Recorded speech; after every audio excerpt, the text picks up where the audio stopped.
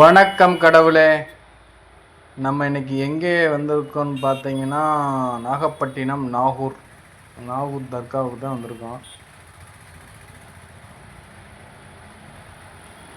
எதுக்காக நம்ம இங்கே வந்திருக்கோம் அப்படின்னா, நமக்கு ஒரு நிய்யத் ஒன்று இருந்துச்சு, வேண்டுதல்.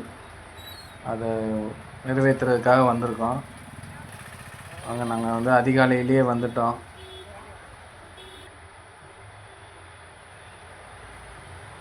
அப்படியே வாங்க நடந்து அப்படியே போவோம் நாகூர் தர்காவுக்கு. ரெண்டு சைடுமே வந்து கடைகள் வந்து இப்போ கொஞ்சம் அதிகமாக இருக்குது. நான் வந்து கிட்டத்தட்ட ஒரு 5-6 வருஷம் இருக்கும். 6 வருஷத்துக்கு முன்னாடி வந்தேன். அதுக்கப்புறம் இப்போ வரும்போது கடைகள் கொஞ்சம் அதிகமாக இருக்குது.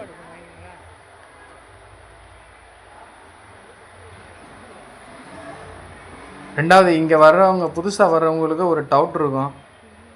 என்னன்னா, ரூம்பு வந்து எப்படி அப்படிங்கிறது ரொம்ப பேருக்கு டவுட் இருக்குது. ரூம்பை பொறுத்த மட்டுக்கு இங்கே நிறையாவே இருக்குது.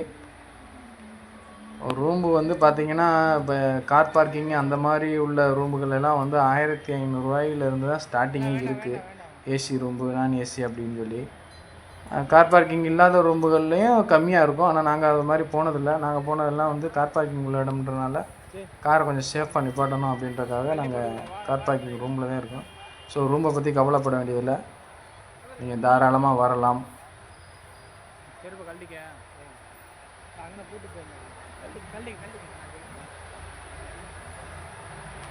சரி வாங்க, உள்ளே என்ட்ரு ஆகிட்டோம். அங்கே போய் உள்ளே என்னென்ன இருக்குது அப்படிங்கிறத பார்ப்போம். பார்த்திங்கன்னா, இப்போ வந்து கடைகள் அதிகமாக இருக்கிற மாதிரி தான் தெரியுது எனக்குமே. ரெண்டு சைடுமே கடைகள் நிறையா இருக்குங்க. அதோடு இல்லாமல் சின்ன பிள்ளைகளுக்கு தேவைப்படுற டாய்ஸ், ஏதாவது விளையாட்டு பொருட்கள் எல்லாமே நிறையா இருக்குது.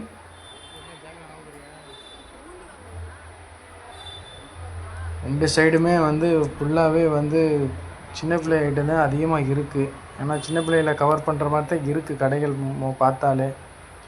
துப்பாக்கி, பேக்கு, பொருட்கா, ட்ரெஸ்ஸு கடை ஒன்று இருக்குது. பாய் தொப்பி வேறு வைக்கிறாரு.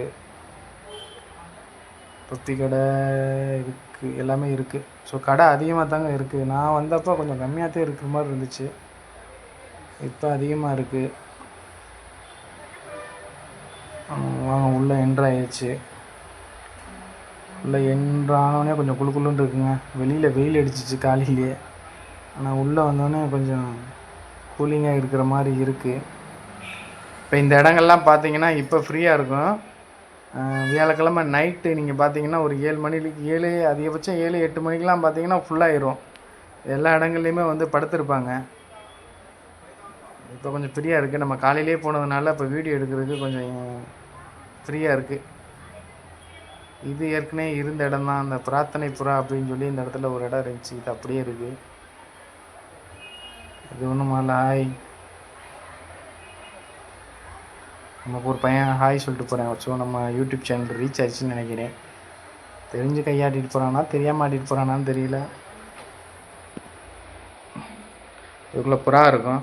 நம்ம பிரார்த்தனை பண்ணி புறாவை வந்து பறக்க விடலாம். வாங்க அப்படியே உள்ளே போய் அவுலியாக்களுக்கு ஒரு சலாம் சொல்லிவிட்டு வெளியில்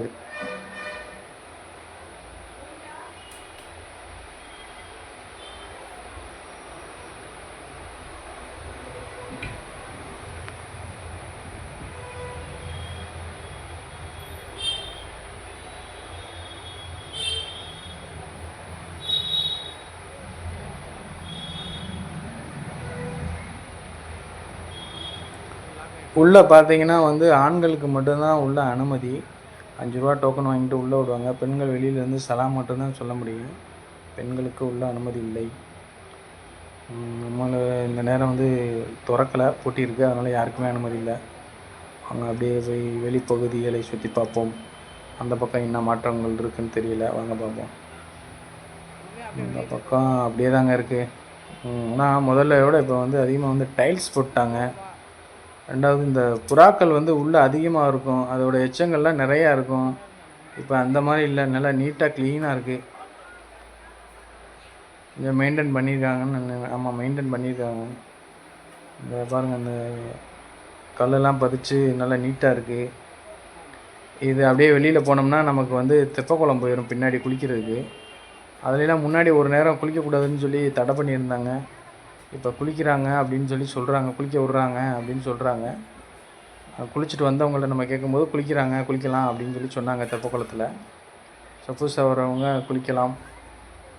இதெல்லாம் பார்த்திங்கன்னா இப்போ வந்து ஃப்ரீயாக இருக்குது. குளிச்சுட்டு துணியெலாம் காய போட்டிருப்பாங்க. எங்கிட்ட பார்த்திங்கன்னா வெயில் அடிக்கும், இந்த ஒரு இடத்துல மட்டும் வெயில் அடிக்கும். துணியெலாம் காய போட்டிருக்காங்க பாருங்கள். அப்படியே ஆப்போசிட் அப்படியே உள்ளே வந்து பார்த்திங்கன்னா உள்ளேயுமே நிறையா கடைகள் இருக்குதுங்க. பாத்திர கடை இருக்குது, சின்ன டம்ளரு, தோசை கரண்டி, அந்த மாதிரி வீட்டுக்கு தேவையான பொருட்கள் வாங்கிக்கிற மாதிரியான கிண்ணம், அந்த மாதிரி எல்லா ஐட்டமும் இருக்குது. வெளியில் வந்து அதிகமாக குழந்தைகள் இருக்குது, உள்ளேயும் குழந்தைகளுக்கு இருக்குது. வீட்டுக்கு தேவையான பொருட்களும் வாங்குகிற மாதிரியும் உள்ளே இருக்குது. பாத்திர கடையும் இருக்குது. முதல்ல உள்ள கடை இருந்துச்சா என்னன்னு எனக்கு தெரியலை, ரொம்ப நாளாகவும் எனக்கு ஞாபகம் இல்லை. இப்போ பார்க்கும்போது நிறையா கடைகள் இருக்குது. உள்ளே எல்லாத்தையும் ஒரு ரவுண்டு ஃபுல்லாக அடித்து முடிச்சுட்டு நீங்கள் அப்படியே வெளியில் போயிட வேண்டியதான். வெளியில் போய் நம்ம வந்த வேலையை இப்போ ஆரம்பிக்க வேண்டியது தான். நாகூர் தர்காவுக்கு வரணும்னு நினைக்கிறவங்க கண்டிப்பாக வாங்க. உங்களோட பிரார்த்தனையும் நிறைவேறட்டும். நிறைவேறி நாகூர் தர்காவுக்கு வாங்க. ஸோ அஸ்ஸலாமு அலைக்கும். கிளம்பியாச்சு, நம்ம வேலையை பார்ப்போம்.